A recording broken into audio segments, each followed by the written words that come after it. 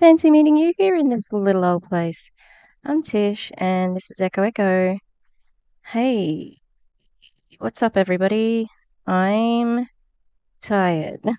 I'm really tired today. And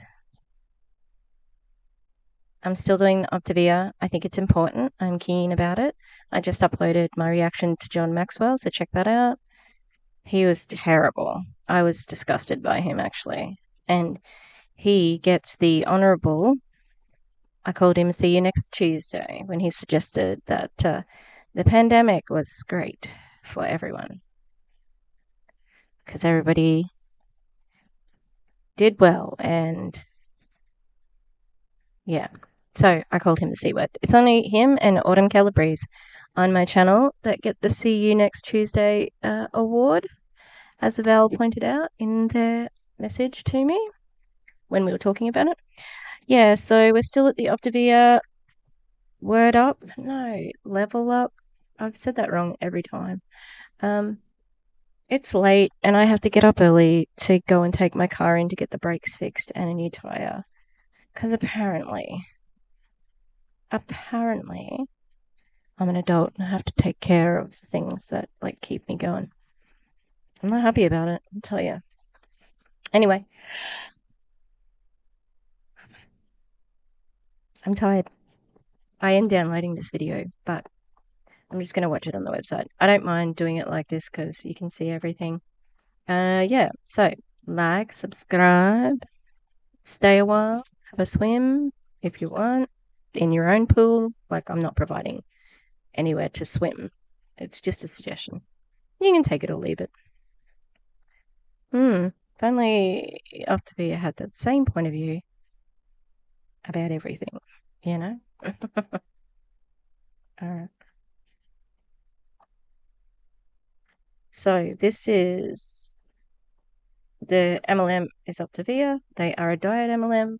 They sell coaching, and meals or meal plan.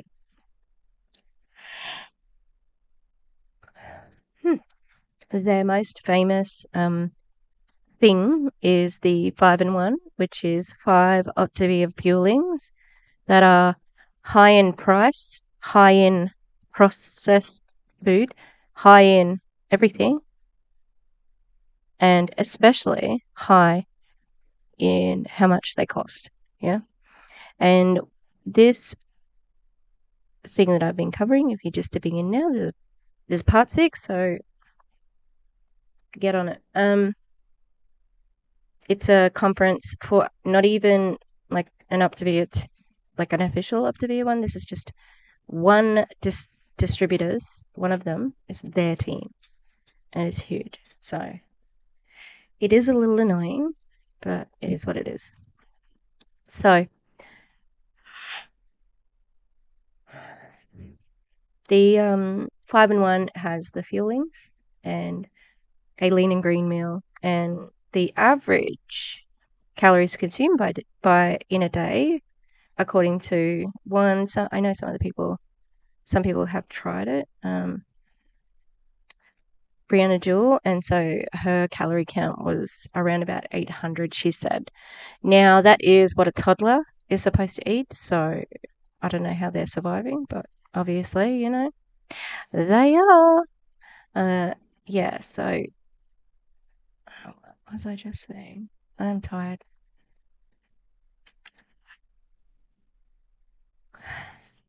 I can't remember what I was saying. Anyway, so it causes a lot of disorder in eating, as well as it disrupts metabolism, it disrupts natural sensors in the body, making them believe a different set of beliefs about your body. Okay. Yeah, so I think that's, they've also got a couple of other plans. They're not as popular because the thing is, the diet is effective and no one's really arguing that with them. The problem is it's not sustainable. And once, I think, the average weight loss long term or after 12 weeks, that's as much studies as they have. And their original study was Medifast, which is the parent company, and it was a while ago. But £12 is the average of how much you lose.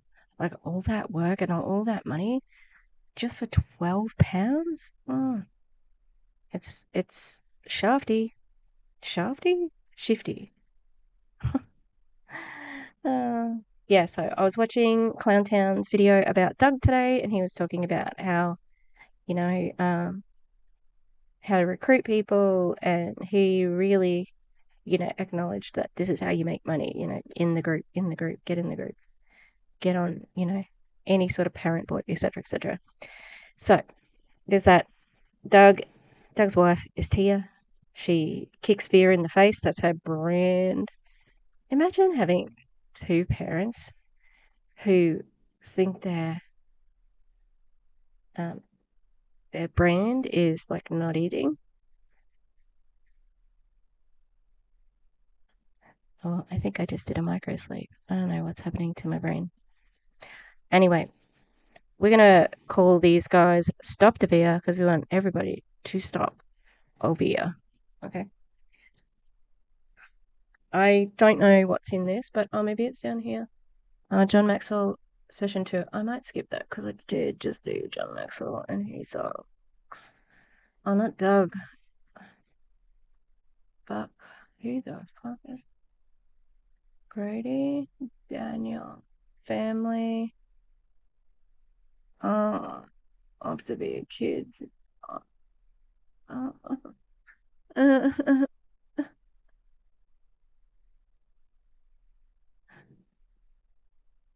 Okay. Well, I think I'm just gonna skip. I'll come back to John Maxwell because I'm a bit Maxwelled out, okay?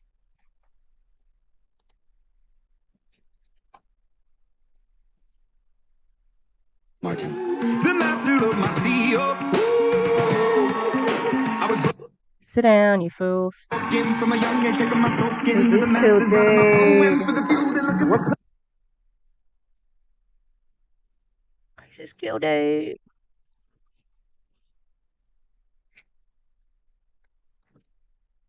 Level up! Am I gonna get mean because I'm tired? There's a good chance I could. It could happen. Alright. I can't see this man's like face close up, but if he is my age, I'm gonna be judging him very harshly. Okay. I only got 15 minutes to pack in like 15 years of my life, so buckle up. I'm gonna read you something. This is unscripted, but this is how God works.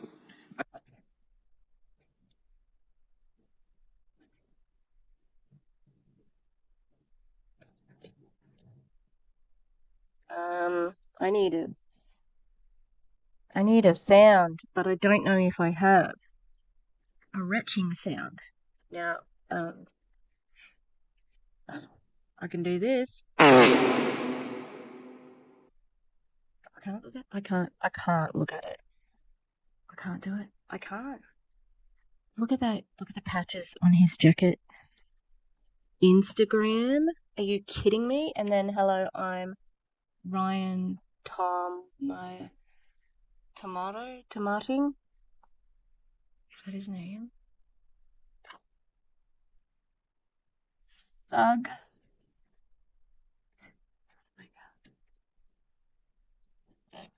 It says Thogmartin. It was worse than I thought it was. Oh my god.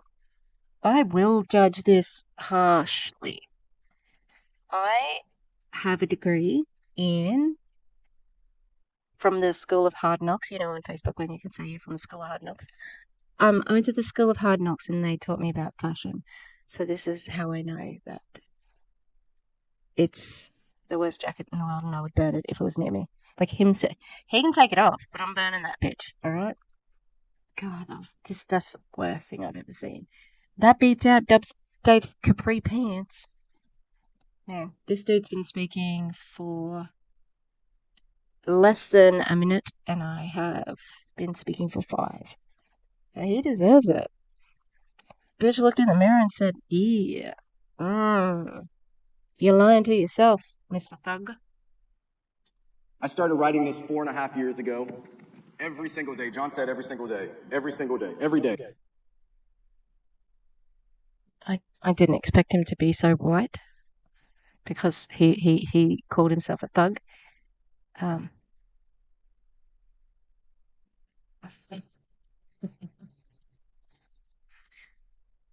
and he's got an earring. Want to hope it's not in the gay ear. Is it in the gay ear?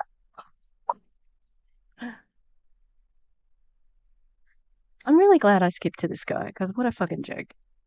Every day. I would write this and I would read this. So I just want No bad ads.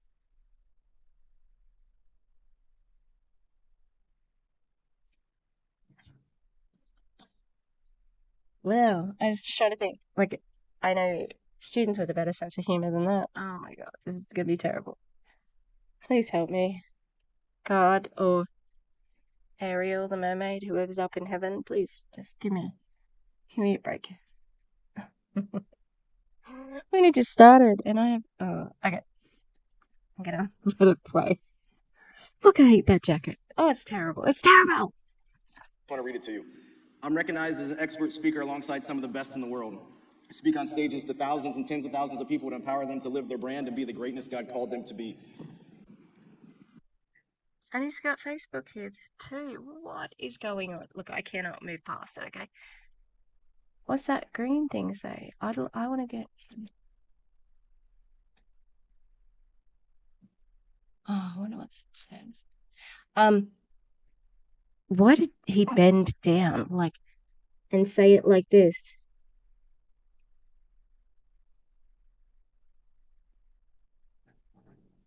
I'm just pretending I've got somebody to look incredulously up at. Like, what do you think is happening here? Oh my god, just terrible.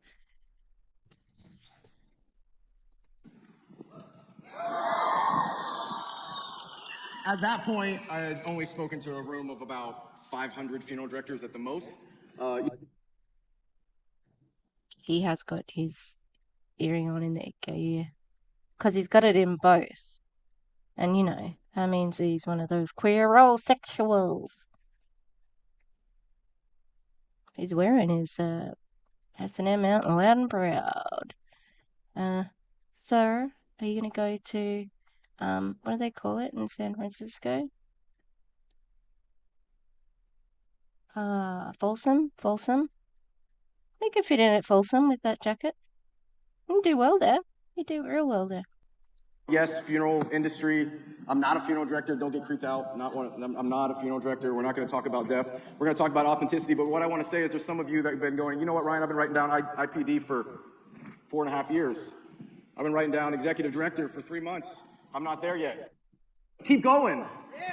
Keep going. Keep writing it down. Keep believing because what God put in you and God called you to do, it's already completed.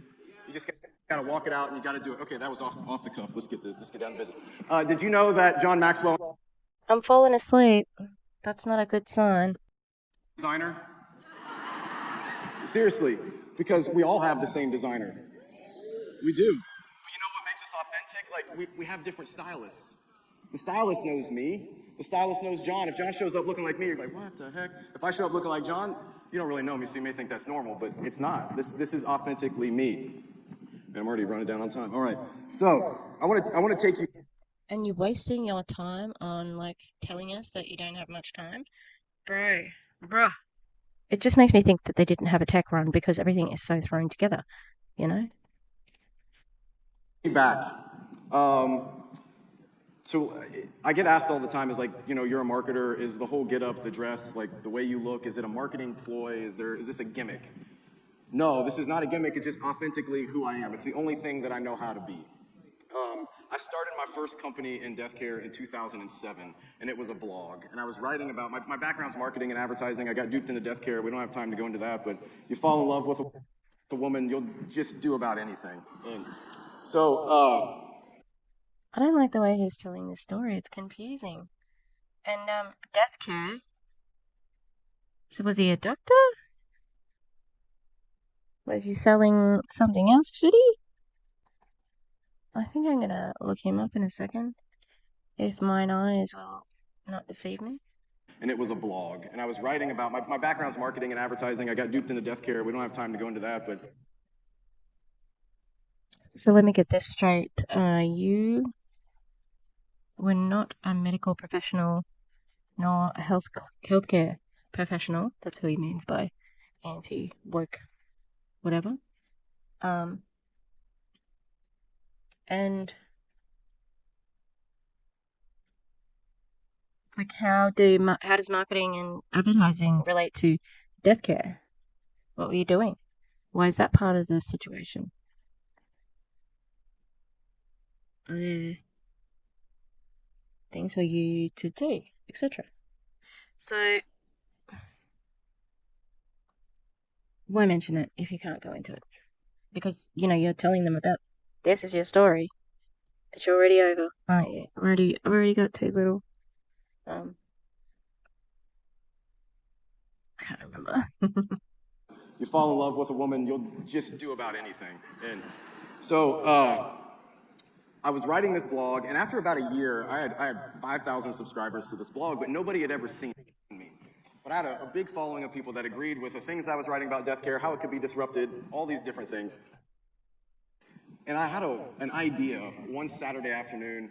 I'm gonna try this ramp. I hope I don't fall. Oh shoot, Tony, get your dog. All right, let's try the other side. Okay. The Dan's over here. All right, so I'm in my basement, flip on a What just webcam. I have this fucking idea. I happened? record this video. I'm in a back blog, but nobody had ever seen me. But I had a big following of people that agreed with the things I was writing about death care, how it could be disrupted, all these different things. And I had an idea one Saturday afternoon. I'm gonna try this ramp. I hope I don't fall. Oh shoot, Tony, get your dog. All right, let's try the other side. Okay. The Dan's over here. What the fuck is going on? I do All not right, so understand. I'm in my basement, flip on a webcam. I have this idea. I record this video. I'm in a backwards hat, a t-shirt. I like use the green screen to cover up.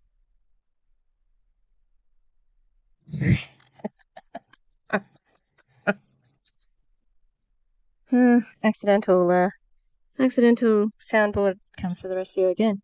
Um, I'm just so casual with my backwards hat. When the hat turns around, it's party time. Up the kids' toys. It was janky. The fucking audacity of a cishet white male. If he's not white, he's white passing. But this was like pre-Facebook, allowing me to upload video on a profile. So I post this video on this website, 5,000 subscribers. I got it.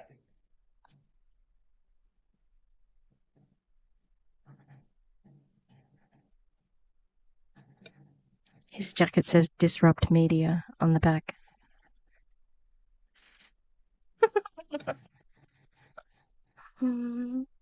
I don't know what that means, really, but I know it looks stupid. Okay, so it's either pro these guys, all right, pro social media. So then it's like, well, what do you mean disrupt media? Like, which media? Maybe TikTok, maybe he's talking about TikTok. Or alternatively, you want to not be using Instagram and Facebook. Like, so you want to disrupt what people usually use for social media. However, you have a jacket that has Facebook and Instagram bedazzled, making them look very pretty. So whatever your message is, it's a bit unclear. I don't understand why he was on those ramps though. And like, fuck's sake, have a tech rehearsal and a run rehearsal so that you know what people are going to do on the stage, where they're going to go. Do I need a spotlight? Yes, I do need a spotlight, but do we have one? No, because I haven't seen anyone under a spotlight so far. Look at this lady's skunk stripes. That I'm not trying to be rude. That's just what they used to be called anyway. Okay, let's keep going. This guy sucks. Oh my god. annihilated. It was the first time that anybody in death care had seen me. I mean, hundreds of comments of like, you're so undignified, you're so unprofessional, I can't believe we ever listened to anything that you had to say. If you showed up at my funeral home and tried to tell me something, I'd kick you out. Like, hundreds of comments. And I remember telling my wife, I'm like, guess what? We found how we're gonna be. I'm just showing up as me from now on. Isn't that a motherfucker of all privilege? Like, oh, of course. Of course you can show up as you and have all this power. Like, and I'm gathering death care means that he was in like a morgue or whatever.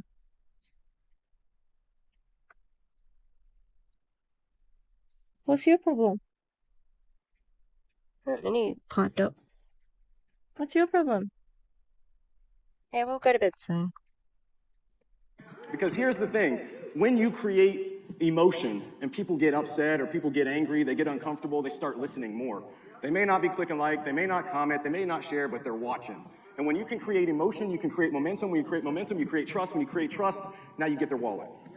You get connection. You build relationship with trust. John just spent 2 hours talking about how to build relationship and build connection and go after the things that you want. Your community needs you to show up as you, authentically who you are, who you were created to be. On purpose, for a purpose. You're the head, not the tail, the lender, not the borrower. Blessed coming in, blessed going out. Let me ask you a question. Do you believe the Bible's true? No Yes, fucking way. overwhelmingly yes. Cool. Guess what? If the Bible's true, you don't get to pick which pieces. It's all true.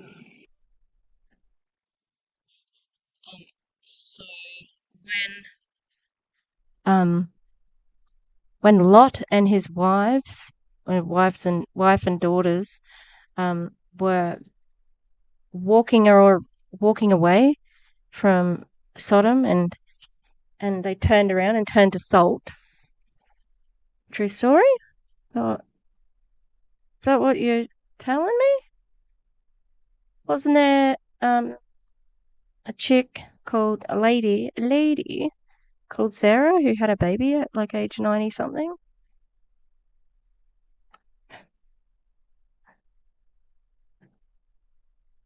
I mean, he's in the right crowd for this, ugh. But like, who is he?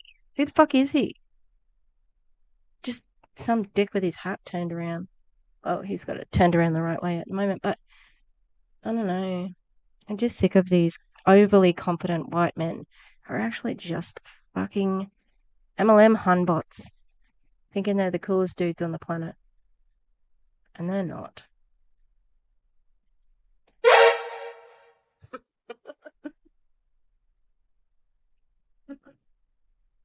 Accidental soundboard saves the day.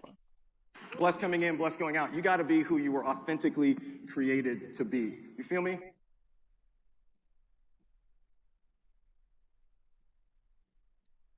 Uh,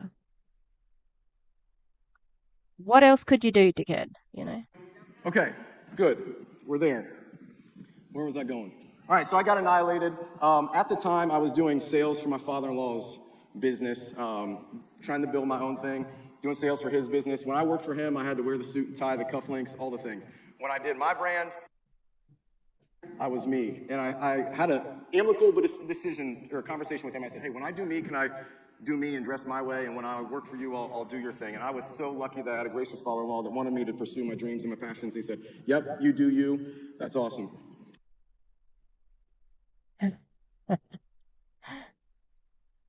Kind of looks like he's about to like get low. Boom, dum dum dum dum dum dum dum. Get low. Give it to me one more time. Get low, get low, get low. To the window, to the wall, to what the skeet skeet. Skeet skeet. Oh, where's my face like that? It's a double whammy with the snipping tool. Okay, my commentary, other than the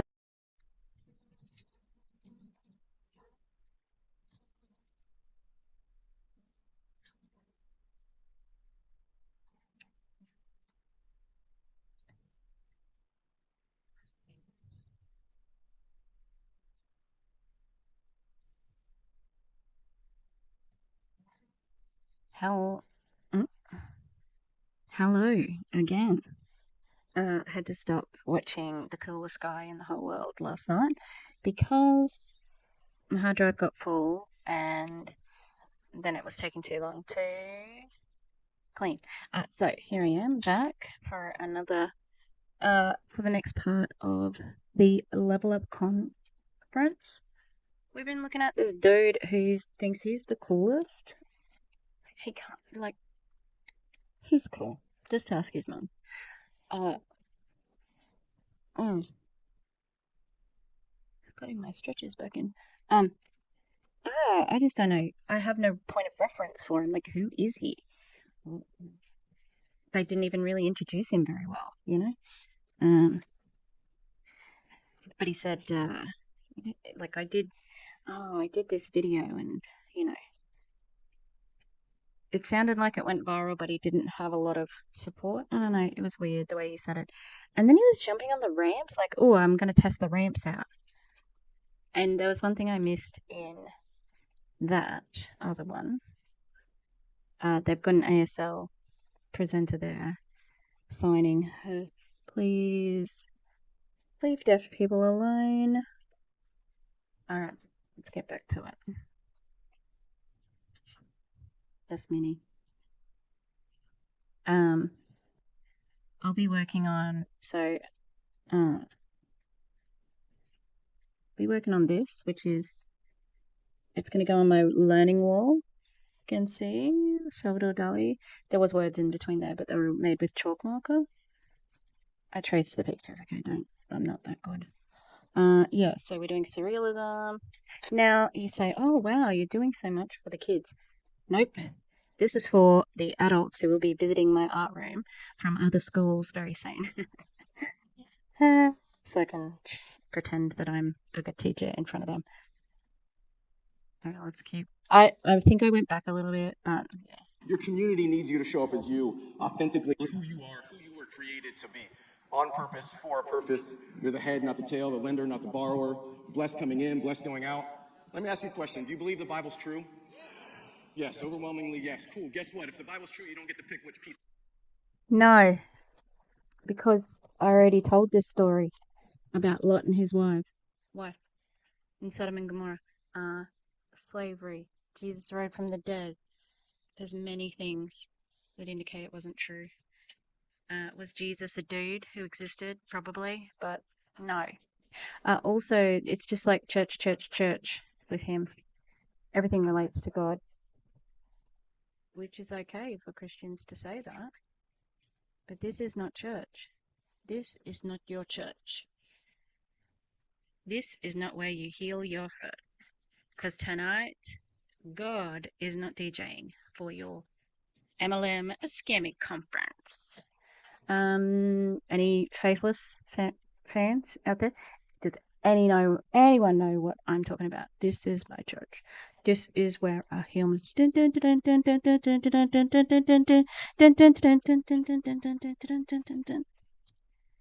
you don't know that, I probably just looked and sounded really insane. Okay, let's keep going with. I don't know, he kind of looks like a Joey, like a Joey. You want to go around to Joey's? No, he's a dickhead. Yeah. It's all true. Blessed coming in, blessed going out. You got to be who you were authentically created to be. You feel me? Okay, good. We're there. Where was I going? Okay, I'm gonna change what I'm watching this in so that I can turn it up a bit. Got it. Try to tell me something, I'd kick you out. Like hundreds of comments. And I remember telling my wife, I'm like, guess what? Try to sell me some connection and go after the things that you want. Your community needs you to show up as you, authentically who you are, who you were created to be. On purpose, for a purpose. You're the head, not the tail, the lender, not the borrower. Blessed coming in, blessed going out. Let me ask you a question. Do you believe the Bible's true? Okay. Yes, overwhelmingly yes. Cool. Guess what? If the Bible's true, you don't get to pick which pieces. It's all true. Blessed coming in, blessed going out. You got to be who you were authentically created to be. You feel me? Okay, good. We're there. Where was I going? All right, so I got annihilated. Yeah, exactly. What were you doing? Because, like, isn't this a business conference? Hey. Can we stop, please? I don't know if that's going to come through on the microphone, but the dogs were particularly loud just then. Why doesn't it let me? At the time, I was doing sales for my father-in-law's business, trying to build my own thing, doing sales for his business. When I worked for him, I had to wear the suit and tie, the cufflinks, all the things. When I did my brand, No buttons for this guy. He doesn't do buttons. Shirt buttons? On the cuff? No. Cufflinks, bitch. It's cufflinks, bitch. Okay. I was me. And I had an amicable decision or conversation with him. I said, hey, when I do me, can I do me and dress my way? And when I work I don't think you know what the word amicable is.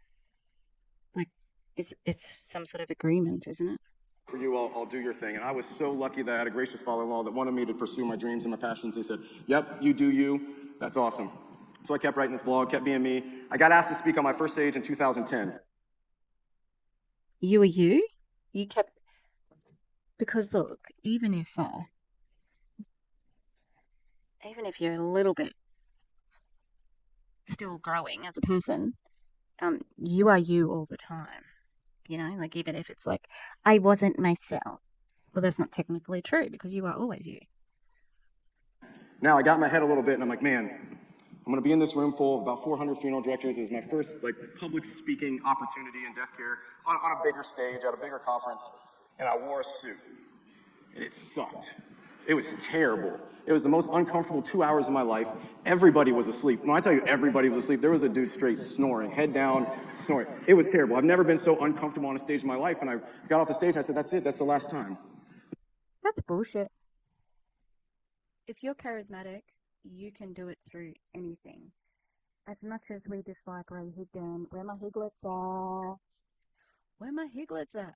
Where are the Higlets? Can we have the Higlets? Please stand up. Please stand up. Because that is what we're calling Ray's fans from now on, Higlets. Anyway, that came from Clowntown Live the other day when they're doing Elamir, and somebody in chat said, "Hey, do Ray Higdon's fans get called the Higlets?" And I was commuting, so I was just listening. I wasn't watching or in the chat, but I yelled in my car, "Well, we do now. We do now. They are the Higlets."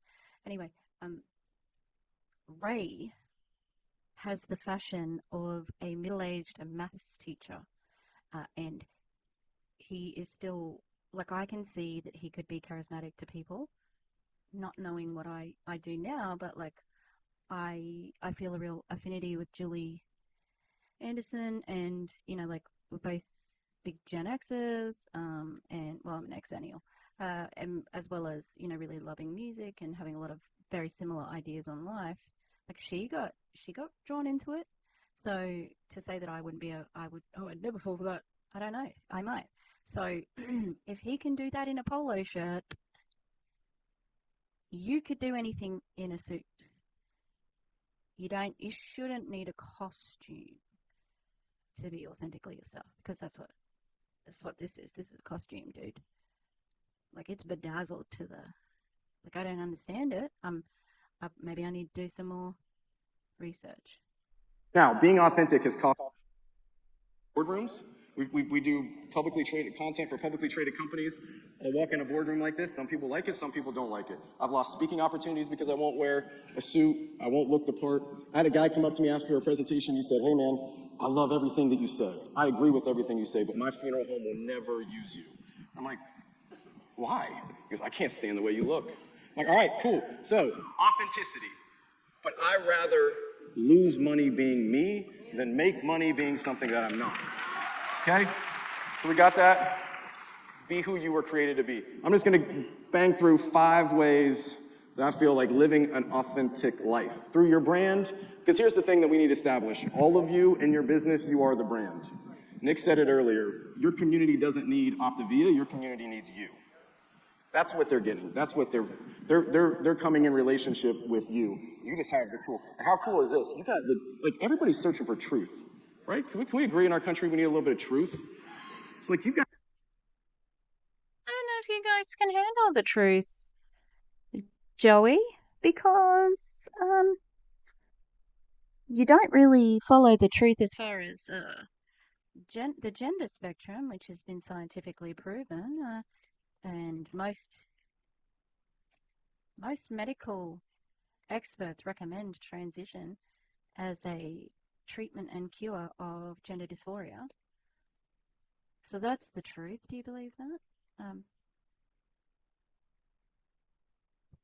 there was Russian interference in one of the elections. Do you want that truth? Um, and especially the truth of a network marketing company. So, what truth do you want? Because your disrupt media bedazzled jacket, I don't know, you got a lot of messages here, right? I'd like to know, like the transparency around like coaching is interesting too. Hmm. What is it, Thogmartin? God, what a weird.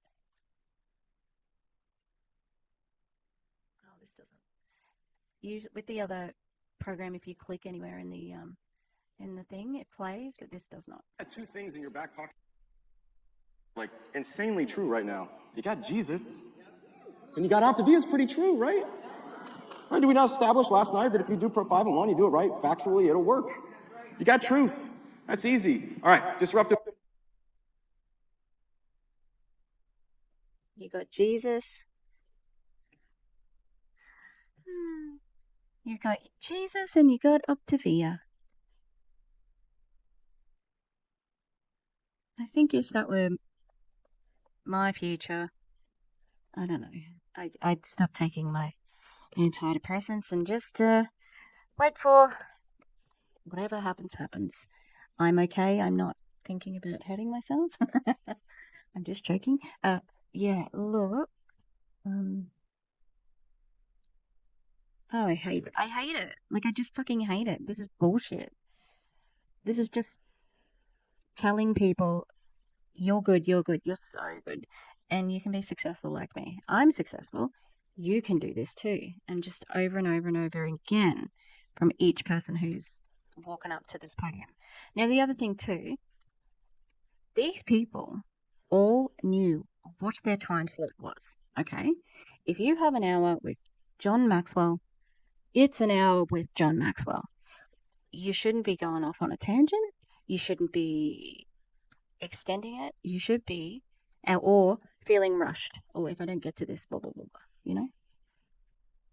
Have a bit more discipline in your writing of the speech to respect that, or ask for longer, or change the fucking speech. You know, like if it's a 15-minute speech, you've got 15 minutes in the slot.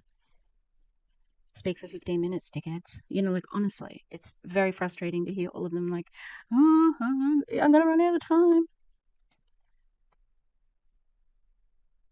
God damn it, I just did it again. Authenticity.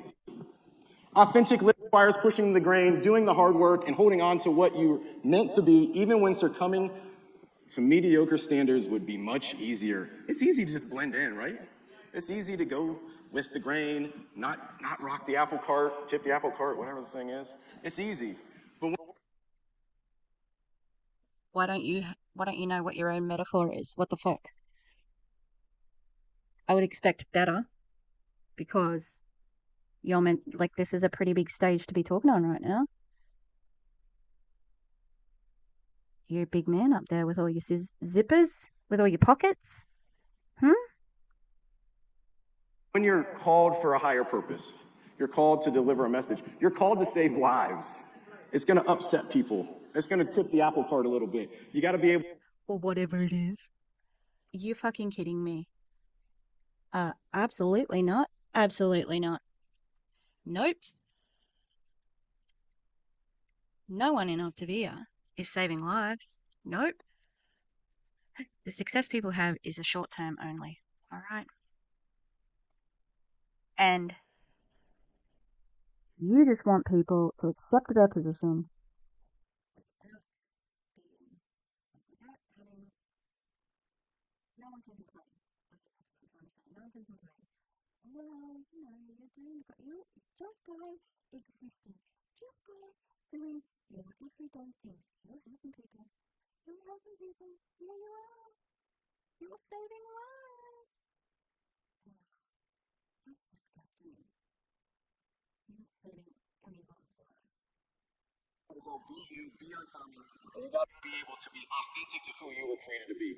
You can't create content like Doug Wood, Summer Morenz. You Thank can't God. create content like me, or Buck, or Brody, who are going to speak in a little bit. You can't create content like them because you're not them. You can only create content the way that you were created to create content that's authentic to you. So understand that. Duplication, do we know her? Because I'm a bit confused because you push duplication like almost always. You don't have to reinvent the wheel here, people. We've got the systems, or we've got the social media calendar. We've got people who can help you. Ah, do you need somebody to get on a call? Yeah, we'll do a three-way, and not the good kind. You know, um, like what bullshit? That's absolute bullshit. I don't like this guy. All right. Number one thing you need is you need to know who you are. Awareness.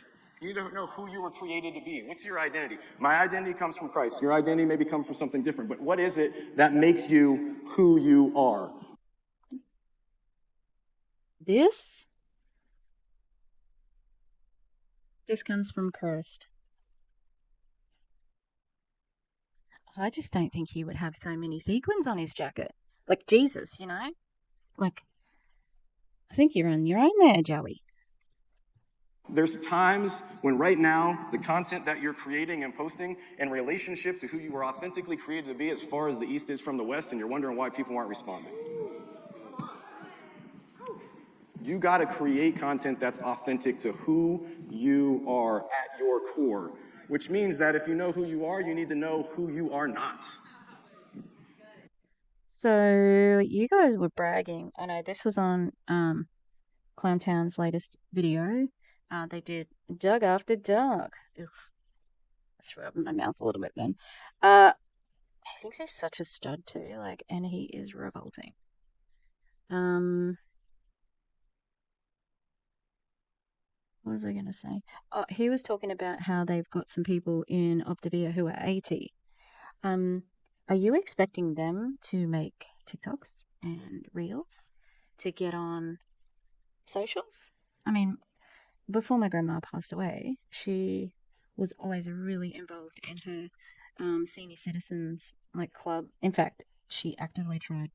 She was their treasurer, and she like tried to get away from them so many times, but no one else would take on the job.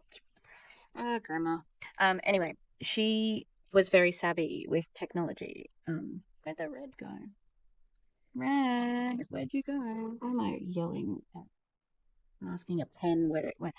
Yeah, so she used to teach the other seniors, how to use like modern tech and how to use Facebook and all that sort of stuff. So she, like I don't imagine that she would make a reel or anything, but she was big on Facebook. So, but that's not what he's talking about.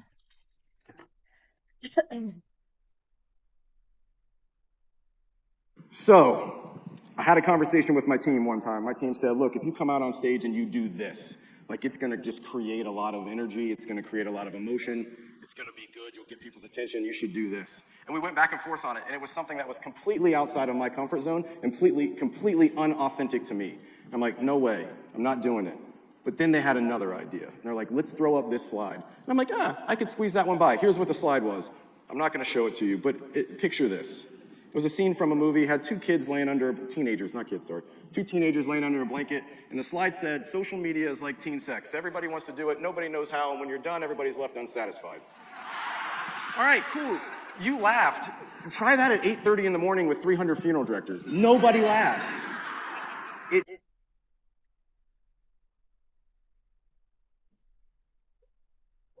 What the fuck? Um, why are you talking about children having sex? Um, like And the funny part is they didn't enjoy it as well. They did. They didn't know how to do it because they're probably taught abstinence. That was really fucking disturbing, to be honest. It feels gross to have heard him say, "Yay, it's so funny." Ew. Didn't work. It was somewhat authentic to me because I like to get some laughter, but it really wasn't. But you got to know who you're not, right? You're not anybody else in this room. What worked to build their business, you can use the It was somewhat authentic to me. Well, you retold the story with you positioned as the person who showed it at a fucking funeral conference or whatever it was. blueprint, but you can't use their content because it's not you. You got to create your own. You got to be authentic to you. Authenticity isn't just what people can see. Like I can dress authentic all I want, but if the way that I dress doesn't map the way that I live, and the way that I live doesn't match the words that I say and the content that I post, it doesn't really mean anything. You got to be authentic to who you are. Know who you are, know who you're not. Number 3, what do you stand for? This is easy. You're a brand. This is your mission. I know what he stands for. He's very convicted and he lives and dies by a denim on denim approach. Absolutely. That's his thing. Um I don't buy it. Statement. This this is who I am. This is my brain. I wear a hat. I wear jeans. Like it honestly does not matter what you fucking wear in a network marketing company. Like, hello. I'm just the self-righteousness, the sanctimoniousness. You are the brand. Missing mission statement, core values. What?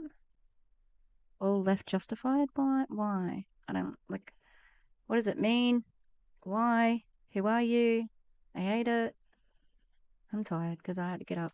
Had to get up early to take my car to get the brakes fixed, and it has turned into a saga because they didn't they weren't able to get the right part, and so it's only half done.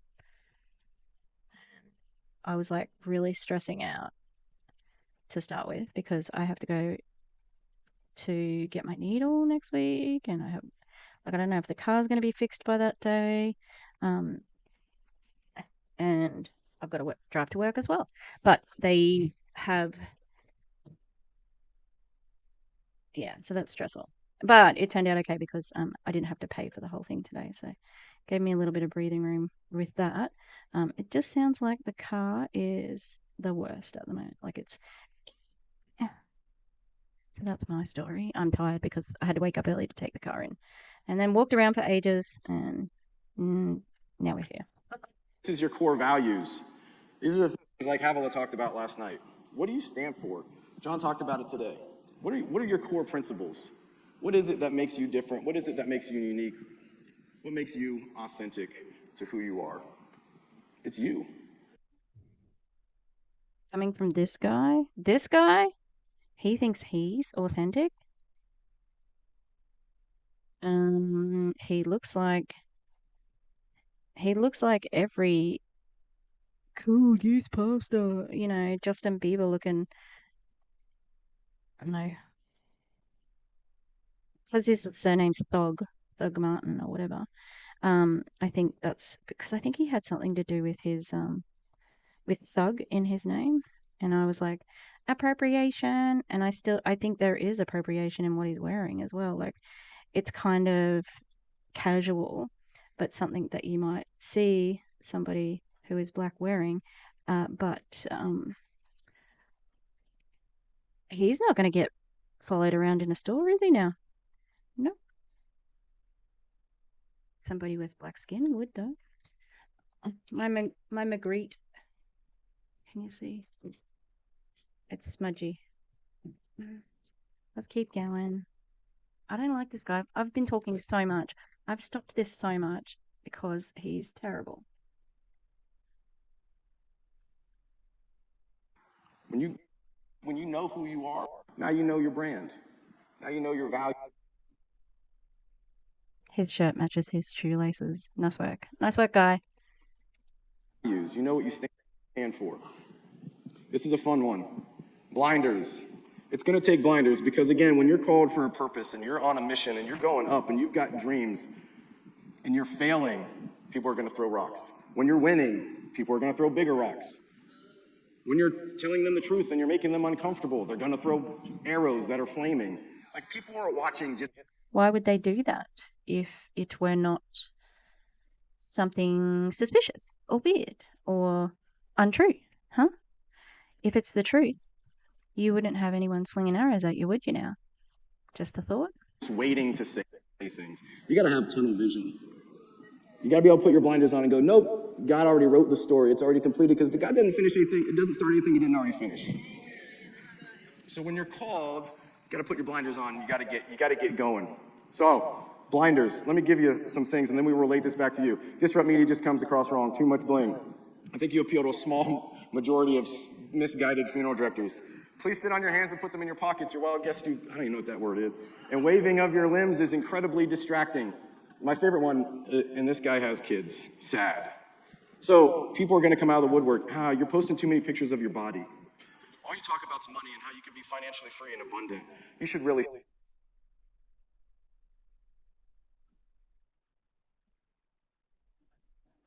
What? How bizarre. You only got one fucking shirt and oh, it must be his own merch or something. Like, why are you wearing the same clothes right now? Oh, his name's Ryan. Oh.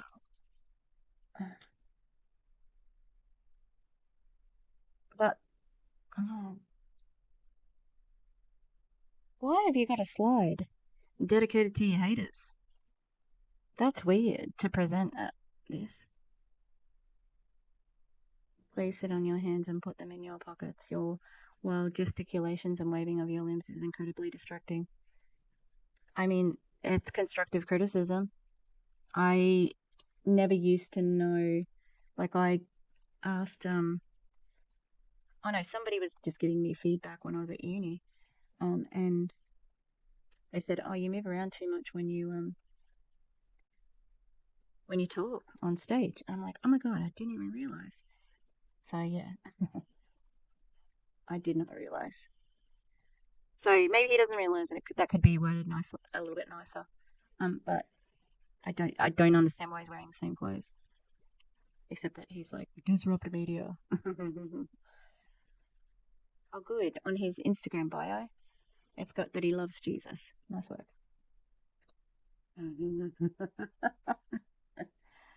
He's a husband. He's a dad, and both of the children have. Jeez. Both of the children have Instagram. Quinn, God's plan is more important than my plan. Far out. Quince, no. What the fuck is this name? I'm not going to show it, but the child's name is spelt Kwynce, Quince. And the other one is, um, ooh, that's not,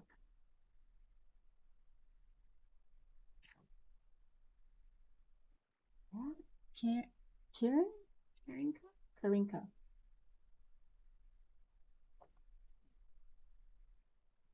She looks old. Mm. I just found a picture of her with braids. Ooh.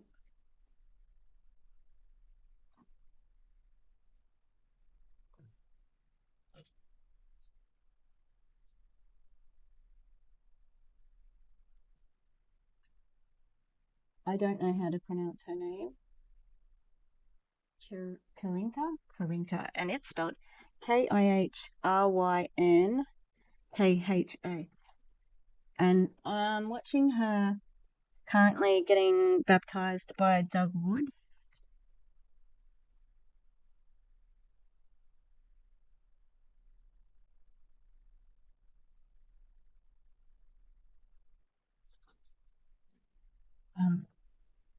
This is the cultiest shit I have ever seen. Holy shit. Dudes. You got no idea. Like, that is the cultiest shit. I don't think there's too many things worse than like a overly religious child. It's concerning. Yeah, so um his company is called Disrupt Media. Uh he's still in funerals? What the fuck is Disrupt Media then? Are you wasting money on social media? That's his caption. Where is the picture though? Um it's on Instagram. So what is happening? I don't understand. Yeah, so I might put a picture of his daughter getting rebaptized. You can't see her. Um God, the irony is the indoctrination of young people by Christians um is absolutely insidious and purposely targeted at somebody, the child, who has no informed consent, who depends on the person who's preaching to them, and who, like, has nothing else to counter the arguments, or, if they don't feel that something's okay or whatever, they don't have somebody else to balance that opinion out, you know? Um, and they want to say that LGBTQIA plus people are grooming people, or drag queens are grooming people, or whatever. Like, this is bad for children, while for one, Catholics believe that children, like, you're born and you sinned. Um, the way that they groom children with their religion is the playbook. They have done it. That's what they do. And it's disgusting. Hmm. All right, let's keep going with this fucking idiot. Stop. Hey, Mary, hop in the DMs. Been seeing the way you're living. I don't know, right? Family members. Oh, that gets tough, right? Blinders. You got to put on blinders. All right, last one. Here we go. You got to stay focused, set boundaries, boulder, backpack, boulder, backpack. Put your blinders on and go. And then you got to be consistent. Consistency over the course of time. John said it earlier. I love being able to quote John Maxwell. Yeah, how awesome was that? All right, consistency compounds. So, there's some of you out there, the numbers aren't where you want. Keep posting. Nobody's talking about you. Keep posting. The lights aren't you yet. Keep posting. You want to be on the stage? Keep posting. Keep going. Consistency. The first 3 months, nobody cares. The first 12 months, maybe nobody cares. It doesn't matter. Consistency. Keep going. I've been doing this for a decade. We work with less than 1% of the funeral homes in the United States. You'd think if we were any good at all, we would probably work with more than 1% of the funeral homes in the United States after 12 years of doing this. Consistency. Keep going. Last point. If you treat your transformation story like Fight Club, what happens in Fight Club stays in Fight Club. You are doing yourself a disservice to the authenticity of who you are.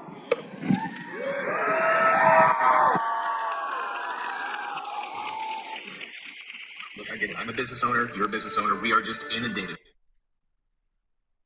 What the fuck just happened then? I wasn't ready for it. What? John said it earlier.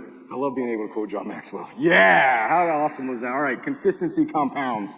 So, there's some of you out there, the numbers aren't where you want. Keep posting. Nobody's talking about you. Keep posting. The lights aren't you yet. Keep posting. You want to be on the stage? Keep posting. I'm talking about you. Like, specifically right now. I'm talking about you. This is his own match. That's him. I'm sorry. Oh, yeah, it's my cringe bone. I pulled my cringe muscle. Ah, it's almost a permanent cringe injury. I can't. So, my God. Well, what's this sound? Ready? That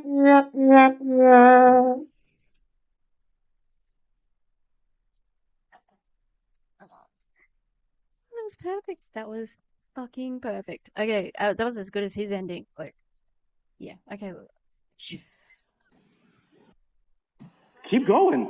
Consistency. The first 3 months, nobody cares. The first 12 months, maybe nobody cares. It doesn't matter. Consistency. Keep going. I've been doing this for With no money. With no money. Keep going. You obviously have another business or a couple of businesses. Not that Optavia is a business. I mean, you collect money from other places alongside Optavia. Everybody else just gotta like do it for free. a decade.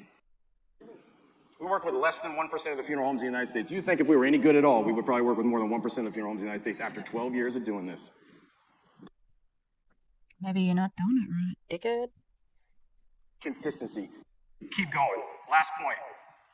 If you treat your transformation story like Fight Club, what happens in Fight Club stays in Fight Club. You are doing yourself a disservice to the authenticity of who you are. That was the worst end to a speech I think I've ever seen. Like, he didn't even say thank you. Thanks for having me. You were good. Like, he had 13 more seconds. You gotta be kidding me. And his final point was make sure you show your before and after pictures. They call them way days. And guess what they do on way day posts?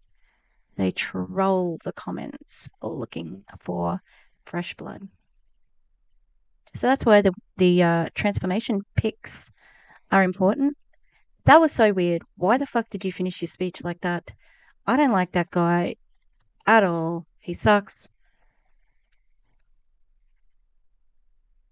Oh, sorry. The other really awful thing about the daughter is the box braids, the constant box braids. Okay? Dudes, I'm pretty sure they're white or white passing. So, yeah. Sit down. That was Look, not I get it. good. I'm a business owner. You're a business owner. We are just inundated. Everybody's telling us what we got to do. Make more content. Grab on, build the technology. Hire people. Fire people. I just have one piece of advice for you. Hold the fucking phone a little bit further away from your face. Like, why do we need it that close to your face? Like, seriously. Let's do that. I'm going to make it simple for you. Watch this. For over 25 years, I've been in marketing with brands like Nike, Google, Starbucks, and now I'm going to help you. Buck is a marketer's marketer. Buck gave our entire team a shot in the arm they needed. And he knows everything, right? From agency to small business to big business to massive enterprise. Didn't get any shots that weren't on the right orientation, so you tripled the screen. Nice work. What's this, though? Why do we have this blank screen right now? With that, I want to welcome Buck to talking goodbye, sell or die, data-driven automation. We're creating content. What did he just say? Because that sound was terrible. And it was quick, too quick, and everybody was clapping. So I didn't hear a word of that. Here at the Sirhan Mastermind backstage right now at this beautiful theater, about to go break the mold. If you're looking for someone to come to your town and give an inspirational, motivational talk, kick your team into gear, it's me. It doesn't matter where in the world you are, I'm coming to see you. Please don't do that. I don't want to see you. Okay? There's never been a better time. What are you waiting for? Let's go. Please welcome Buck Wise to the stage. Give that to the people, spread it across the country. Labels out here, now they can't tell me nothing. We give it to the people, spread it across the country. Thank you, thank you. So here's a question. Who's ready to cycle up? I'm going to go make food for the dogs. Not make food. I'm going to go and get them dinner. She's hungry. What are you doing?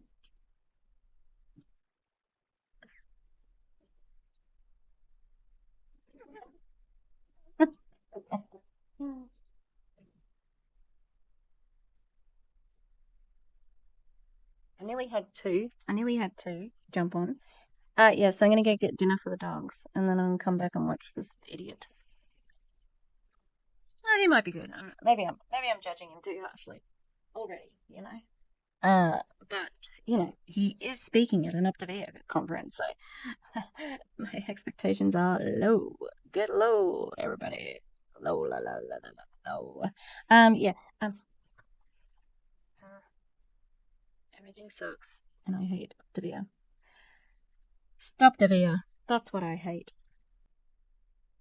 Are you ready for Buck, y'all? Cause My name is Buck, and I'm here to fuck. no.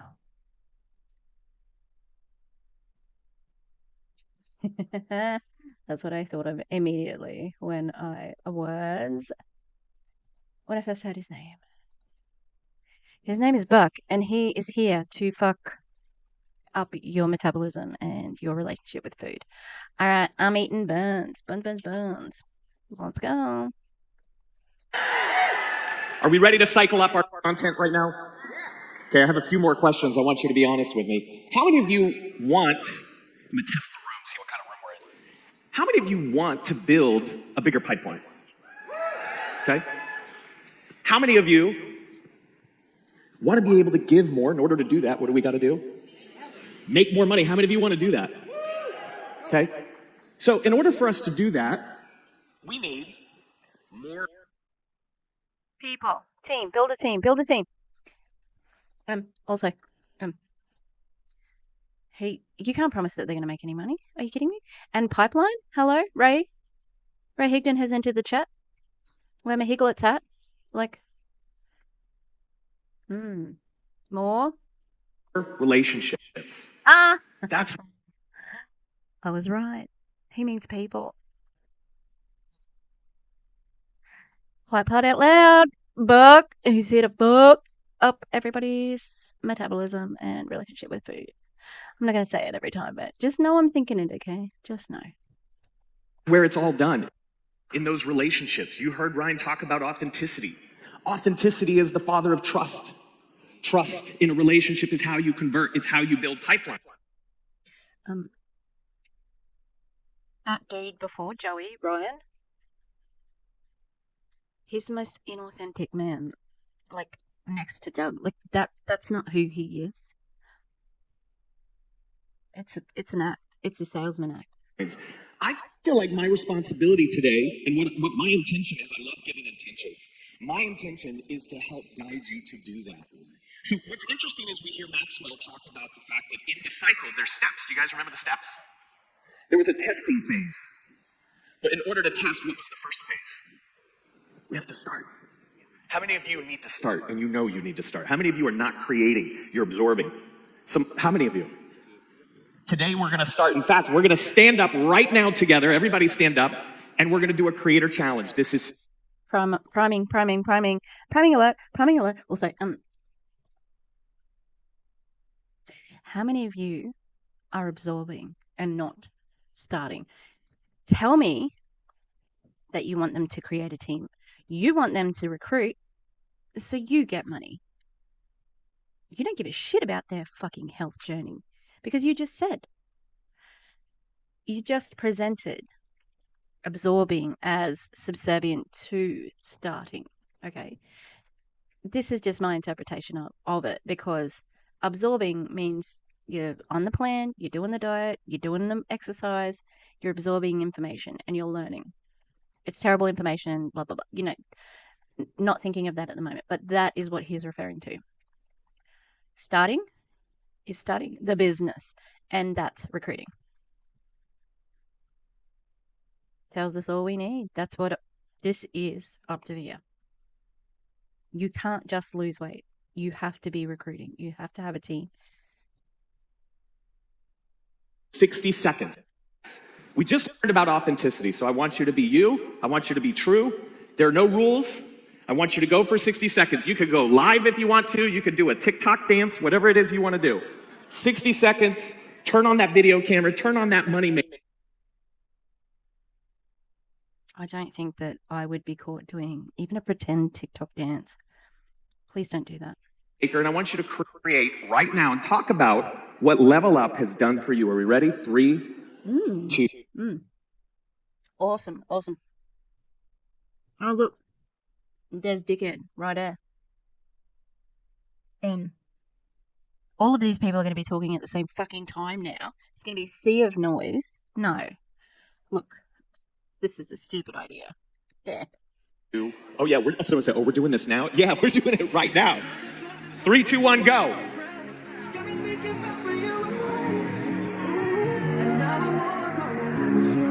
Blah, blah, blah, blah, blah, blah, blah, blah, blah, blah. There we go. I just don't like the music. These are amazing entrepreneurs that are literally taking the first step to create. We're going to go through a whole model of how to create more relationships and do it correctly. Watch.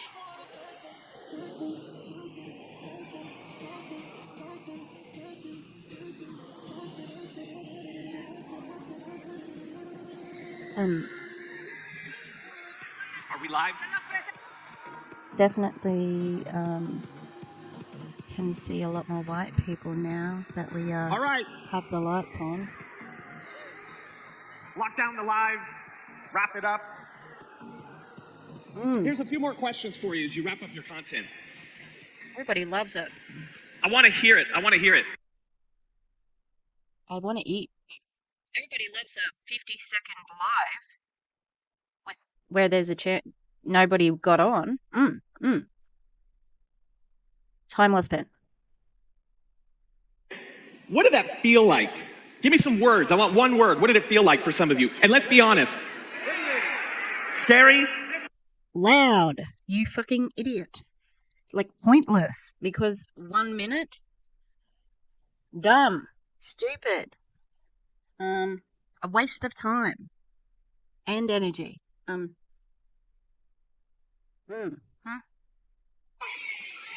Empowering. Exhilarating. Confused. Somebody said confused, right? Good. Amazing. Some of you are motivated, some of you are nervous, some of this is natural for you. You know, Maxwell talked about how many times he spoke on stage. I make the association to swimming. So do you remember when you first swam? Do you remember holding onto the little blue kickboard and you had to kick your feet? But now we jump into a pool and we don't think about the mechanics of how to hold our breath or move our arms, right? So the more you do it, the more consistent you are, the easier it gets. The other thing I know. Network marketing isn't like swimming though. Okay? They can never talk about the thing.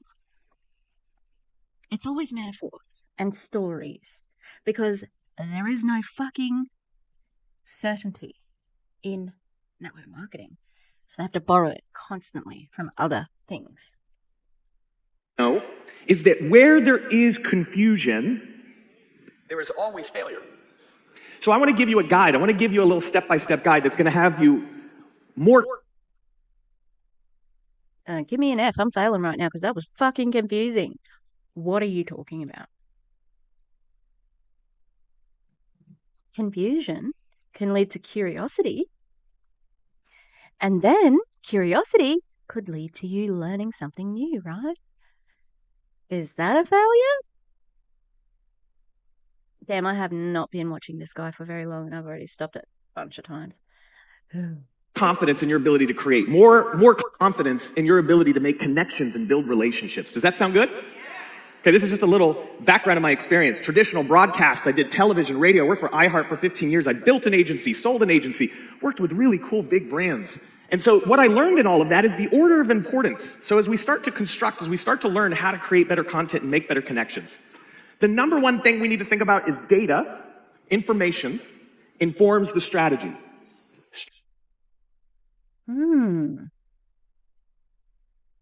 How interesting. Which data? Which data are you talking about? Because the FTC, there is some data out there. And your data, like the Optavia data, indicates that 20% of your people earned nothing last year.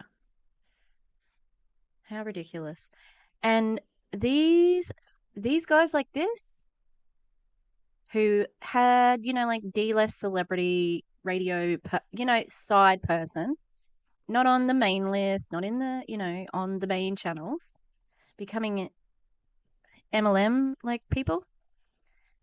Ugh, it's a bit of a pipeline. Strategy informs the creative. Okay, so the information informs what we do, the strategy, and that strategy informs the creative. This is creative. Okay, there was some information that needed to tell us how to build out that structure, how to organize it. That told us what to do when we picked up our phone. So let's go through what that looks like. This is essentially marketing. People think marketing is really difficult.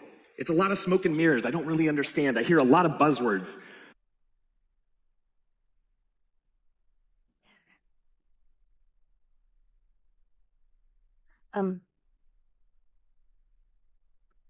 Optavia is a network marketing thing. Yeah, it's network marketing. Literally, network marketing. Like, what the fuck? Why are you? This feels a little bit redundant as well, and talking down to people because wouldn't they know this? Like, this is dumb. This is stupid. Funnels and paid media, right? And CPCs and CPRs and CRMs. You hear all these acronyms and you're like, I don't know, I give up. But this is it. You've got your strategic tools, and then you've got your pillars, your strategic tools, and this is where we're gonna spend some time today. We're gonna spend time in building out the data to inform your strategy so you build better creative together.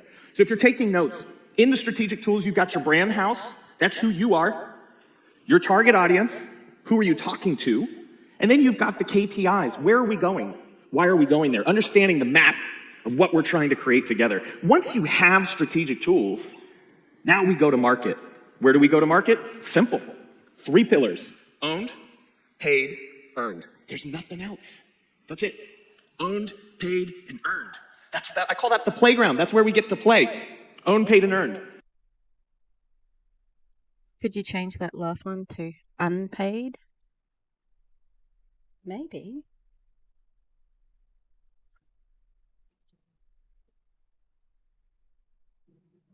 All right, so let's have a look at this. This is the data.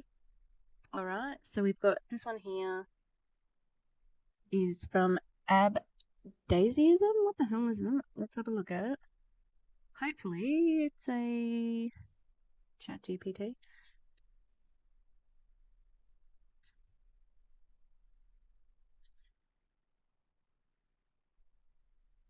Yeah, so 27 only broke even with an MLM. At least half the people said they worked poor, misrepresented their chance of financial success. How many people lose money using MLMs? About 99% of people who join multi-level marketing companies lose money. This means that only 1% of people make an actual profit, and these people tend to be those at the top of the pyramid because around 99% of people lose money with multi-level marketing, and it's difficult to see why people would still want to continue with this. And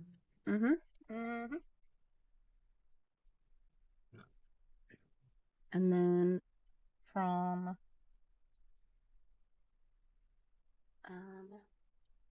25% turn a profit. That's not too bad, but I don't know how accurate it is. I'm looking for a more. There we go. FTC. MLMs, abysmal numbers. It's so small. It's so small. Okay, let's see if we can zoom in. Hey? Oh, no, that's not what we want. Is that zoom in? I'm too close now. Too far away. Oh, so this is the John M. Taylor one. 100% of them are recruitment driven, top rated. In other words, the vast majority of commissions paid by MLM companies go to a tiny percentage of tops. I love that.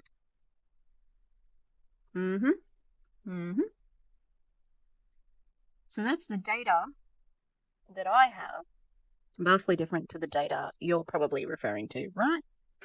So Let's go into the strategic tools really quick. Number one, the brand house. Who are you? If you don't know who you are, I can guarantee you when you pick up this phone, when you get on camera, when you create a Zoom, when you make a connection, they don't know who you are. So we gotta learn. We gotta learn who we are. We gotta get organized. So what does that look like? That's you being more intentional about why you do what you do versus what you do. Maxwell uses that word a lot too, transformation versus transaction. When we talk about what we do, it's transactional. How do we build, using our authentic self, better relationships? Interesting to use the word transactional. Talk about why we do what we do. You guys hear that? Why we do what we do. So to understand that, this is a simple way to break out who you are. Why do you do what you do? That's the big idea. Once you understand why you do what you do, start to build this out for yourself. By the way, there's no strategy. If you say, I have a strategy. There's no strategy if it's in your head. Okay? You've got to put a plan in place. Why? Because you're never going to scale your brain. Your brain is not a scalable thing, right? In business, that's an idea. It's not scalable till we write it down, track it, optimize it, measure it, and recreate it. Much like the cycle going up, right? We got to put the information down. The next piece is your brand position. There's a lot of people, true or false, there's a lot of people that do what you do. We hear that? How are you different? Why would I want to talk to you, work with you, believe you, trust you? You don't. But also, like, how can this company have two people in a row saying you need to be your own person while also pushing the point of a duplicatable system and etc.? To connect with you, convert with you. If I know thousands of other people that do the same thing you do, and I've heard it before, how are you different? Understand this. This is one sentence. This is not complicated. Who are you and why are you different? The next piece is your attributes. That's the way we want the consumer to feel in any interaction with us. In any interaction or engagement, how do we want them to feel? This is your brand. Have you ever heard somebody say, oh, that's so off-brand? What they're saying is, you're so unauthentic to yourself. That doesn't go along. That's not the principles of why you do what you do. That isn't the way we want people to feel when they connect with you. So you can start to outline this with your brand pillars, making commitments, taking action, all of those things that you want to do with your brand. This is you. The second piece is, who are they? So if you're taking notes, there's two really important things to think about. Who am I? I know the answer to this one. Who are they? Anyone. It's everyone. It's everyone is who you're going to pitch the business to. Okay? Let's see if I got it right. I was right before. And who are they? And I mean intimately, who are they? Intimately, who am I? Truly understanding your brand, truly understanding who are we talking to. Have you ever heard that quote before? To know me is to love me. If you want to earn trust, people want to feel known, right? Are we really helping people lose weight, right? Or are we giving them hope? What is it that we're actually doing? What is it that we're actually listening to? And how are we making them connect with us in a way that they feel heard? So let's get detailed about who they are. I spent 2 years working for Starbucks pumpkin spice latte, believe it or not. The millennials would call it PSL for short. So I'm going to give you an example. No one calls it that, dickhead. Like, are you kidding me? I've never heard. And because well versed in the social media world on YouTube, watch quite a lot of, well, I'd say they're Gen Z more than millennials, but I have never heard anyone call a pumpkin spice latte a PSL, because it actually sounds gross if you say PSL. It's not as appetizing as a pumpkin spice latte. I've had one single pumpkin spice latte. It was so good. Had matcha once as well from Starbucks. Oof. No. Of how Starbucks determined who is the drinker of a pumpkin spice latte. Why did they do that? Because the marketplace became very crowded. McDonald's had a pumpkin something, Dunkin' Donuts got a pumpkin something, Yankee Candle got a pumpkin something, Durex Condom got a pumpkin something. They did, right? They did. So people all have to play like they've the only person who didn't mention sex or some allusion to it, John Maxwell so far, but he did that really cringy dance that kind of looked like he was thrusting. Um, why? Like, and the only other one who didn't say anything about like or sexual innuendo was Ryan, the disrupted media dude. Why? Why do they do that? It's weird. It was our job when this market. What are you talking about? Like the pumpkin spice latte isn't a marketing like phenomenon. It is popular at Halloween because pumpkins are part of it. Like I don't understand. There's always been pumpkin pie, pumpkin spice. Like it's it's as though people in MLMs just think, oh, because we like pumpkin spice latte. I was like, no, you're not.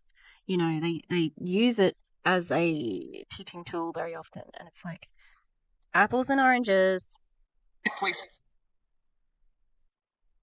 What's going on? Saturated with pumpkin spice to figure out who is the core consumer of the pumpkin spice latte. Somebody bought that, I know. Somebody's like, I had that. But they're still laughing about it. So pumpkin spice needs to find the core consumer. Why? Because when we don't know who we're talking to, do you know what we do? Wide net. Anybody and everybody who wants to change their life, right? Yeah. That's what you have to do in MLMs because you fucking burn through your warm market. I want to spearfish. I want to talk right. I want to get intimate, right down, eye to eye. Because what that does is it shortens your sales cycle. They feel known, they feel heard, they feel loved, they feel understood, they trust you, and they. So you're saying they feel that. It's interesting that he phrased it like that. So instead of positioning himself as the rep to say you need to be trustworthy for them, I offer my trust, I offer my support, I offer this. No, he's distanced himself from that to say that like this is what you have to do to trick them. I don't like it. Move forward faster. So I want to determine who it is. So we spent 6 months and a couple $1 million doing research, all kinds of data points, lots of interviews, lovers, haters. And ultimately, this is what happened. We sat in Howard Schultz's office in the Sears building at the Starbucks headquarters, and we said, Howard, today we want to introduce you to the drinker of a pumpkin spice latte. Now, her name is Heather. And she's excited today because for the first time, the temperature has dropped just below 71 degrees. Right? And she has a beautiful pair of Ugg boots that she got all the way away from the airport. What is happening right now is this is going to be misogynistic. I'm going to get pissed off, aren't I? This is a stereotype. This doesn't happen. I need to look. Okay. Do companies like Starbucks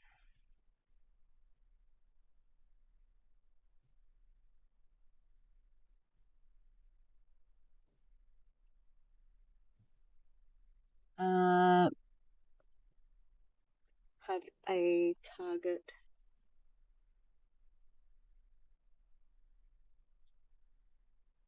audience, maybe?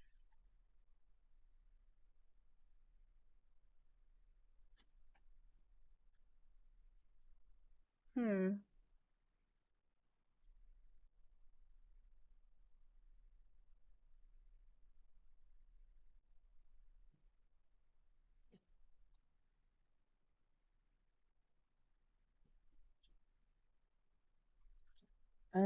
So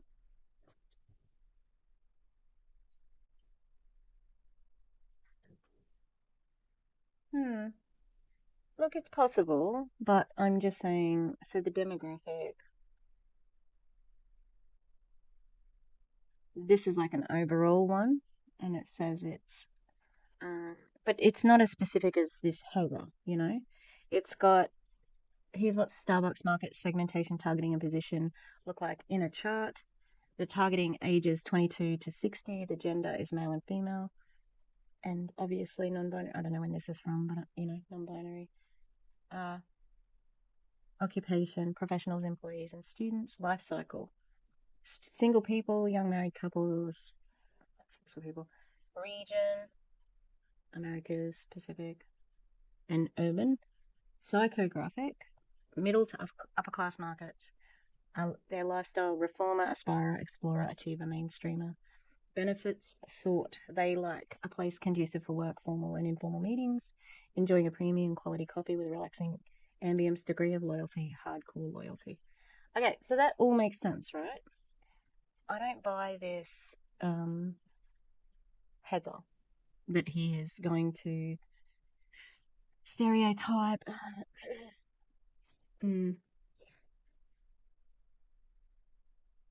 Before, because she's got college debt she's still paying off.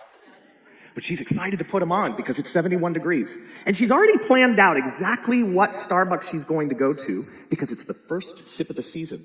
She's called her best friend and said, meet me in 15 minutes. I'm going to walk down a few blocks and we're going to have this first sip of the season together. And as she's walking out, she feeds the dog. She walks downstairs. She goes down the block. She meets her friend. She feeds her dog? What? She's got these fingerless gloves and this tree with one leaf that's changing colors, and she's got that perfect Instagram shot with her PSL, right? She's going to document every step of this process. Why? No one calls the pumpkin spice latte PSL, and you're making me angry about it now. Because she wants to be on the good side of FOMO, right? She doesn't want to be the one to find out the pumpkin spice launched and she wasn't the first to have that sip. She documents. Why? Because she's an influencer in her circle.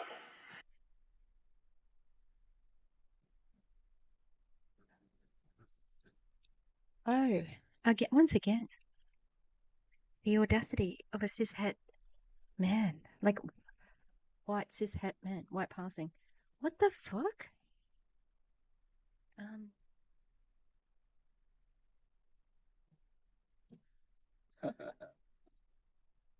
The thing is, he's talking so convincingly. These people, just like most of the other things that people have been saying at this fucking conference, yum, yum, yum, yum, yum, yum, yum, yum, yum, yum, yum.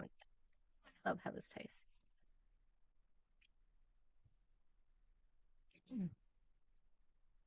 I don't think it would matter if she wasn't the first person to do the fucking pumpkin spice latte. She's not a trendsetter, but she's an influencer in her circle. And it's at that moment that Heather's sitting there and she wraps those fingers around that drink that she determines it isn't even the flavor of a pumpkin spice, it's the feeling that she gets in the. If that were the case, then it wouldn't fucking matter what the drink was and what time of year it is. Like, it wouldn't fucking matter. If she's a Starbucks girl, she'll go there, right? And that means every day is a day for a fucking photo shoot. I think you'll find most people buy a pumpkin spice latte, PSL, because they like the taste. Damn. Memories she gets to share with her friends and the documentation of that process and social that she really loves. It's the adventure, right? It's the association to a. This man did not just say the adventure of buying a coffee, a seasonal coffee. Oh my god. What an idiot. Beverage in a season she loves. And that's the emotion. But the real emotion that we found was that she wanted to be first. So what if we didn't announce pumpkin spice? And a month before the drink launches, we dark post. We segment the CRM and we only email this demographic, Heather. And we only show digital ads to someone who fits Heather's personality. Hey, it's not out yet, but if you use this secret code, you can have the first sip of the season before anyone else. 2, it was 22% increase in sales from the year before. Follow this. Before the beverage launched to the public. The whole season, 22% increase in sales. Why? We talk directly to the consumer. My question is, as you hear this story, is who are you talking to? And how well do you know them? And how fast can you make those connections? Really understanding, when we did this, who were we talking to? And how did we get their attention? Real quick point on data. I'm not gonna turn this into like a boring data conference or anything, but data is something that I'm super passionate about. So I'm just gonna make this point. Anybody know these numbers? Walmart's revenue, 572 billion, up against Amazon's 469 billion. If you've seen these numbers before, you would easily say, well, Walmart's in the lead, right? Big behemoth, it's been around a long time. Context and contrast. Growth. COVID. 22% increase in Amazon, 2%, right, in Walmart. Now who's winning? Amazon is expected to surpass Walmart in the next 3 years. Walmart's working very hard, making lots of investments. They know exactly where their weak points are. But why is Amazon winning? Why? Convenience. Data. Someone knows my word. That's my love language. Somebody said data. It's data, right? Here's the truth. They're doing better because of data? Like, do they have data that help? What? This is just fucking word salad. I need to check this guy's credentials, but I cannot remember his name. Except he's Buck and he likes to fuck. And his love language is data. Rest in peace to his wife, because he's definitely married.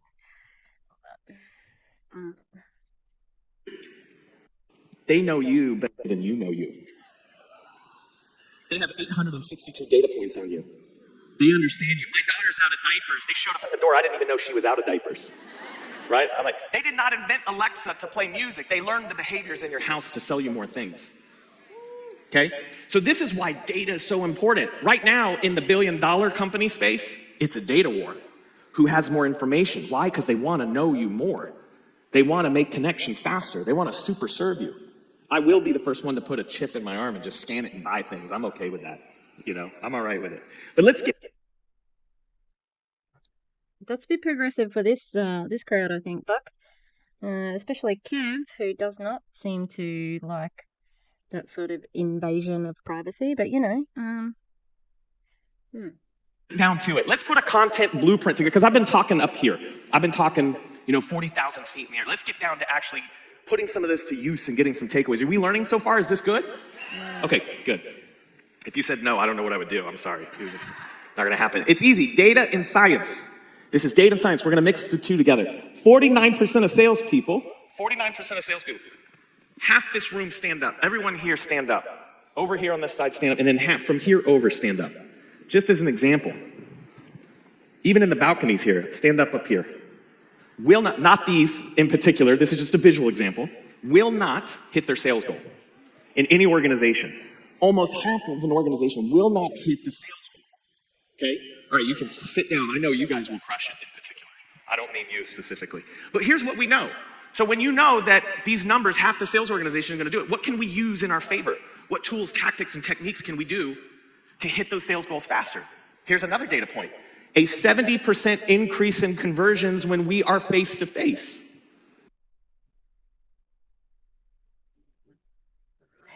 I wonder if he ran this speech by anybody, because this seems a little bit too real. This is definitely some quiet parts out loud here, I have to say, I really don't like how this shirt looks on camera.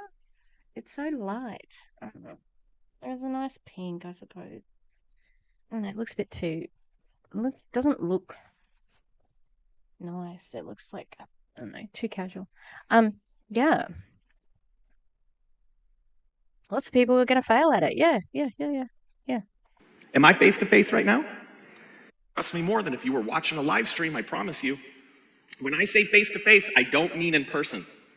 When I say face-to-face, I mean when they see your face. I don't know who's posting graphics and crazy Easter eggs and rainbow gifts and all kinds of funny things, but I'm telling you, that stuff doesn't convert. You convert. Look, I'd like to go with you here, Buck, but I've watched all 5 of Social Media Like a Ninja, training by Danielle Miali from Awakened, and she says that I need to do like before and after on Monday and Wednesday. No, something like. And then we need a funny one on Tuesday. And then we need a inspirational quote on Thursday. So I don't know about this. Also, why do face-to-face things work? Because it's harder to say no to somebody to their face, and everybody knows it. They want to see you. So what do? We create some impact. Okay, this is if you're how many of you taking notes right now? This will be the most valuable thing I'm going to give you today. Okay. This is if you follow this to a T, you can leave right now and create higher engagement in your content. This isn't okay, I'm going to apply this, it's going to be 3 weeks later. I mean, right now, if you apply this technique, you will create more success in your content. So impact, the first piece to the structure. I'm really excited. Maybe I can grow my influence. Average time a user watches video on Instagram, what is it? 2 seconds. So take your phone out again. We're going to do this again. Phone out. Take your finger, and everybody count with me. 1, 2, 1, 2, 1, 2, 1, 2. That's how much time you have. Hey, everybody. Why'd they have to take their phone out for that, dude? You could have just demonstrated it. I know what 2 seconds is. And what people aren't allowed you just said before to be authentically you, and so did the other idiot. Okay? So if people do their videos like this, you're shitting on them.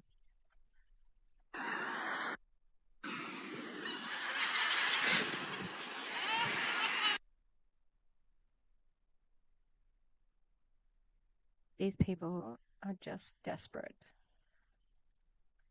for, I don't know, a real comedian and carbs. Isn't it gorgeous today? I'm here in Phoenix, and this Level Up conference, I'm learning so much. Right? Am I right? Am I right? So here's something interesting I'll teach you. Those are called pleasantries. Some of you laughing because you're doing it, right? Okay. That's okay. Hey, we're gonna learn, right? We're gonna learn, right? That's the cycle. Fail, right? And then we go up, right? So pleasantries are something that we do in person. Hi, it's nice to meet you. Oh, where are you from? Oh, very cool, right? So we make content and we do the same thing. It doesn't resonate in content. We don't have the attention span. It doesn't work. We got to break the bad habit of pleasantries and social. Get to the point, make an impact. Okay? You're feeling bad about yourself and you've lost hope to get up and do that thing that you wanted to do today, and I know what it is. There's 3 things that you're doing that are causing you to do that right now. That's impact. That's getting people's attention, right? But I can only say that because I know who I'm talking to. If you don't know who you're talking to, by the way, how do I know who I'm talking to? How many of you have clients right now? How many of you have people that you're helping?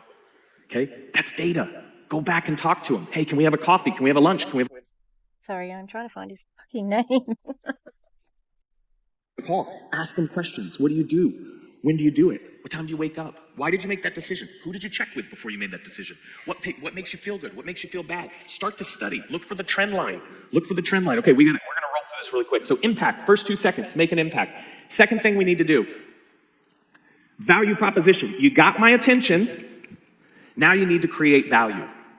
Because I guarantee you, if you get my attention and then you don't give me value, what happens next time you get my attention? Gone. So if you want to build rapport and trust, don't just get attention, okay? Get attention, add value. Value proposition. What is the value? So Buck is actually the co-founder and chief marketing officer of Wise Property Group. So he's involved in realty. He is also the CMO. Oh, that's where he's the CMO. He's CMO for Cardone Ventures, a Grant Cardone partner company, and an executive within the world's largest advertising group, WPP. He has led global teams for brands such as Google, Starbucks. So he did work for Starbucks. I don't know. It just sounds... I'm not buying it, you know. It sounds a little bit too convenient, you know. He was a producer for Fox. Special programming. He was a television and radio talent content program director for iHeartMedia. How interesting, because like that they're, well, he also worked for NBC, but I think, and CBS after that, and they're pretty, like, they're not conservative. Swift Agency, Global Marketing and Chief Marketing Officer, Cardone Ventures. So he's not with Optavia.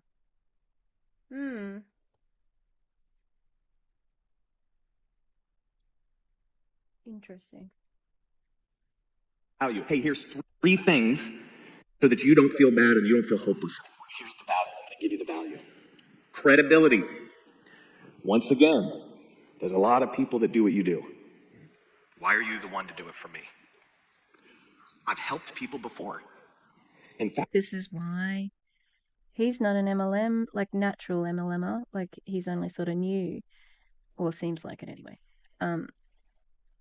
So that's why he's saying you need to be unique, because, maybe he doesn't have all those nuances, or, he doesn't know the tricks of the trade yet.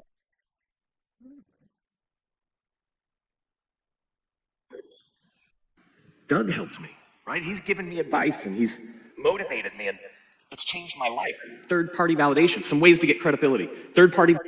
All right, I just have to walk back everything I just said about him. He is friends with Doug. He just said Doug is great, so officially retract what I just said about him being, like, maybe, not entirely into everything. Of course he is now. If he's friends with Doug, definitely. Validation. Numbers, data, it all helps. Call to action. Arguably, the most important thing that you're going to do is to tell them what to do next. Where do you want them to go? And don't be transactional in nature. Don't call me, DM, click this, call here, right? Give. I want to give you something. Give. Your call to action.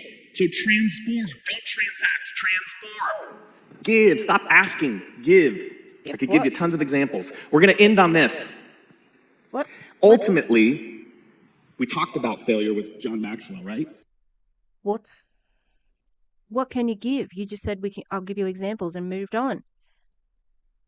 Here's why we're all going to fail if we do these things. 90% will fail from lack of action. Just going.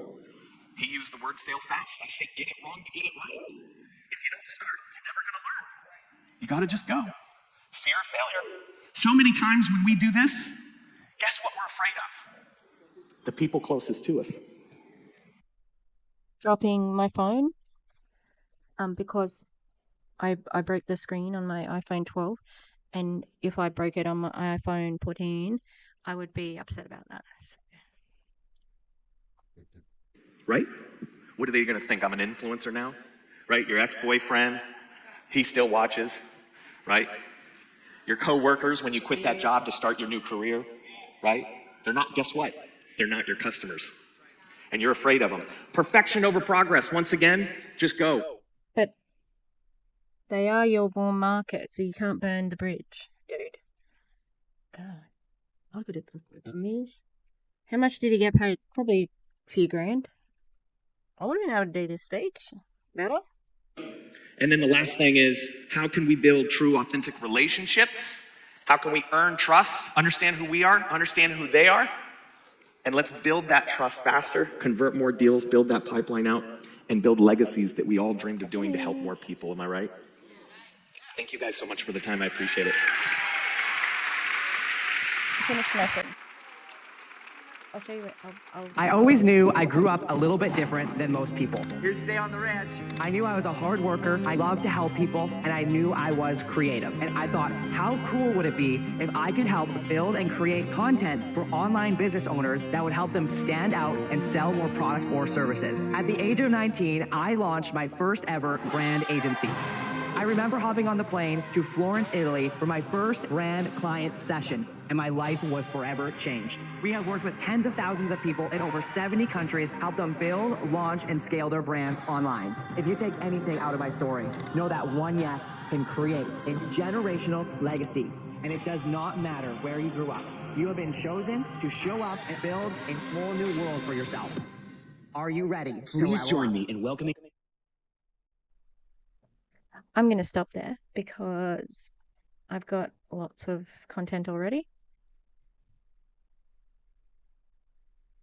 And yeah, I'm not ready for that. Nothing worse than a precocious, like, 18-year-old young person with all the advantages of being, outwardly cishet. He might not be. How does that happen? Anyway, I wanted to show you this is it. I'm finished. The Salvador Dali. It's about surrealism, okay. Maybe I'll go back over the apple again. Or maybe, and I might color in the skin. Oh no, actually I won't, because Salvador Dali doesn't have his skin colored in. Anyway, that's one thing I'm gonna put on my wall. I'm gonna do some more. I'm gonna do some editing. And yeah. I hope you enjoyed this. Well, it's not enjoyable, but you know what I mean. I hope it's making sense. It's enjoyable enough to watch, put on in the background because it's so fucking long. And she's like, and she stops every 5 seconds to bitch about the men. Yeah. I think that's all I have to say now that everybody's got a look up my nose. All right. In summary, I will never be unsurprised by the audacity of a cishet white man. All right. Have a good one, everybody. And I hope you have a good day, whatever day you're watching this. Okay? And I'll see you.